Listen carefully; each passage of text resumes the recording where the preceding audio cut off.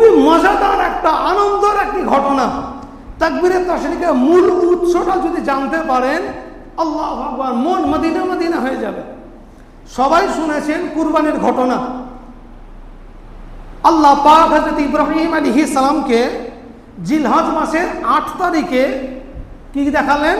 স্বপ্ন দেখালেন। বলে, ইব্রাহিম, তোমার সবচাইতে পছন্দতম জিনিসকে আমার রাস্তায় কুরবানি করো।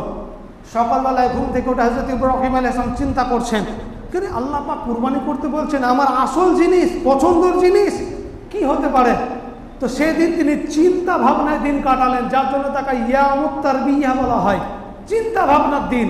মানে সেদিন হযরত ইব্রাহিম আলাইহিস সালাম চিন্তা ভাবনা করেছিলেন, তাই তাকে ইয়ামুত তারবিয়া অর্থাৎ চিন্তা ভাবনার দিন বলা হয়। তো দ্বিতীয় রাত্রিতে আবার তিনি রাত্রে স্বপ্ন দেখছেন। বলে, ইব্রাহিম, তুমি তোমার সন্তানকে কুরবানি করো। হযরত ইব্রাহিম আলাইহিস সালাম বুঝতে পারলেন যে না, আমার পছন্দের জিনিস বলতে আমার সন্তানকে কুরবানি করতে বলছেন। তো তিনি ক্লিয়ার হয়ে গেলেন, চিন্তামুক্ত হয়ে গেলেন, পরিষ্কারভাবে বুঝতে পারলেন যে আল্লাহ পাক আমার সন্তানকে কুরবানি করার জন্য বলছেন।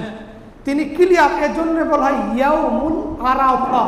আরাফা কথার অর্থ হলো পরিচয়, চিহ্ন, মানে ক্লিয়ার।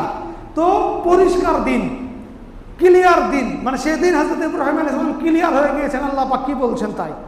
ইয়ামুল আরাফা 9 জিলহজ, যেটা গতকালকে হয়েছে, আজকে আমাদের ইয়ামুল আরাফার দিন। তারপরে ইয়াউমুন নাহার অর্থাৎ কুরবানির দিন। তো কুরবানির দিন হলো ইয়াউমুন নাহার 10 জিলহজ, যেটা আমাদের আগামীকালকে আজকে সৌদি আরবে হচ্ছে। তো ইয়াউমুন নাহার দিনের ঘটনা আপনারা সবাই জানেন। হযরত ইব্রাহিম আলাইহিস সালাম কুরবানি করতে নিয়ে যাওয়ার পর হযরত ইসমাঈল আলাইহিস সালামের গলাতে ছুরি চালাচ্ছে, কিন্তু ছুরি চলে না। হযরত জিবরাইল আলাইহিস সালাম জান্নাত হতে জান্নাতি দুম্বা নিয়ে এসে পাহাড়ের সামনে এসে উপস্থিত হয়েছেন, আর হযরত ইব্রাহিম আলাইহিস সালাম কুরবানি সেই দুম্বাকে কুরবানি করে দিয়েছেন। এবার আসল ঘটনা, যখন কুরবানি কমপ্লিট হয়ে গেল, জান্নাতি দুম্বা, এই অবস্থায় হযরতে জিবরিল আমিন আলাইহিস সালাতু তাসলিম তিনি কি করলেন? পাহাড়ের ওপর থেকে আল্লাহু আকবার বলে ধ্বনি দিচ্ছেন। বলেন সুবহানাল্লাহ। কি? হযরত জিবরিল আমিন আলাইহিস সালাম তিনি আল্লাহু আকবার বলছেন, আর হযরত ইব্রাহিম আলাইহিস সালাম দেখছেন চোখ খুলে যারে একটা কোথাকার দুম্বা জবাই হয়ে গিয়েছে। তিনি দেখতে পাচ্ছেন পাহাড়ের ওপর হযরত জিবরিল আলাইহিস সালাম এই তারবিয়া পড়ছেন, মানে তাকবীরাত তাশরিক, আল্লাহু আকবার বলছেন।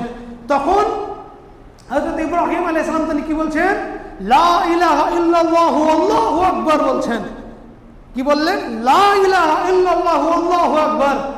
এটা বলার পর হযরত ইসমাঈল আলাইহিস সালাম পাশে তিনিও চোখ খুলে দেখছেন যারে একটা জানোয়ার, একটা কোথাকার পশু জবাই হয়ে গিয়েছে। এই কুরবানি কবুল হয়ে যাওয়ার শুকরিয়া সাথে হযরত ইসমাঈল আলাইহিস সালাম তখন সর্বশেষ অংশ কি পড়ছেন?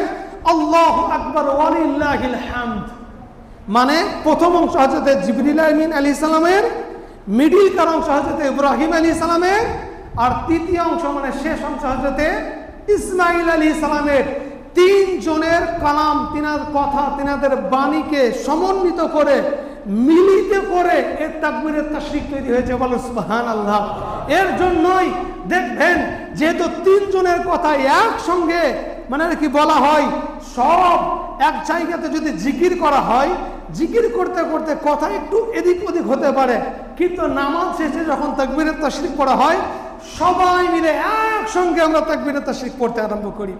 কত মজা লাগে যখন হাজিগণ সে মানে মিনাতে আরাফার ময়দানে সব দৌড়াতে থাকে আর এ তাকবীর তাশরিক পড়তে থাকে, এক ঝুঁক হয়ে এক বাক্যে সব তাকবীরের তাশরিক পড়তে থাকে। বুঝতে পারলেন? আর একবার তাশরিক পড়ে নেন।